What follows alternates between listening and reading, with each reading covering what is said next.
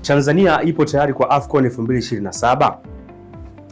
Tanzania inaendelea kupiga hatua kubwa katika maandalizi ya michuano ya mataifa ya Afrika AFCON 2027 kwa kuimarisha miundombinu ya viwanja kwa kujenga viwanja vipya na kufanya ukarabati wa viwanja vilivyopo, jambo linaloonyesha utayari wa taifa kuelekea michuano hiyo. Miongoni mwa viwanja vikubwa vilivyopo nchini na vitatumika kwenye michuano hiyo ni uwanja wa Benjamin Mkapa uliopo jijini Dar es Salaam, ambapo una uwezo wa kubeba mashabiki takriban 60,000.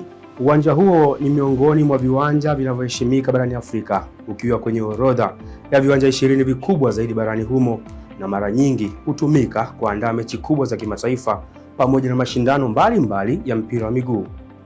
Uwanja huo unaendelea kufanya ukarabati mkubwa kwa ajili ya michuano hiyo. Uwanja mwingine unaotarajiwa kutumika kwenye michuano ya AFCON ni uwanja mpya wa Arusha. Uwanja huo unatarajiwa kubeba mashabiki takriban 32,500 utakapokamilika. Ujenzi wa uwanja huu wa kisasa umefikia katika hatua nzuri, huku matarajio yakiwa ni kukamilika kabla ya mwezi Disemba mwaka huu. Uwanja mwingine ni New Amani Complex. Huu ni uwanja wa kisasa barani Afrika. Uwanja huu una uwezo wa kubeba mashabiki wapatao 15,000 na hutumika kwa michezo na matukio mbalimbali makubwa.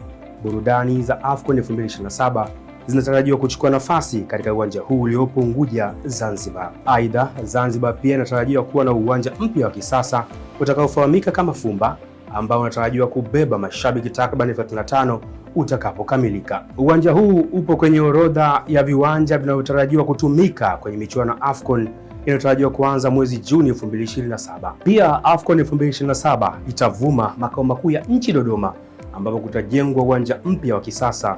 Uwanja huu utakuwa na uwezo wa kubeba mashabiki wapatao 32,000, na katika kuweka msisitizo wa utayari wa kuandaa mashindano hayo, Tanzania pia imeandaa viwanja vitakavyotumika katika mazoezi ya timu zitakazoshiriki michuano hiyo mikubwa barani Afrika.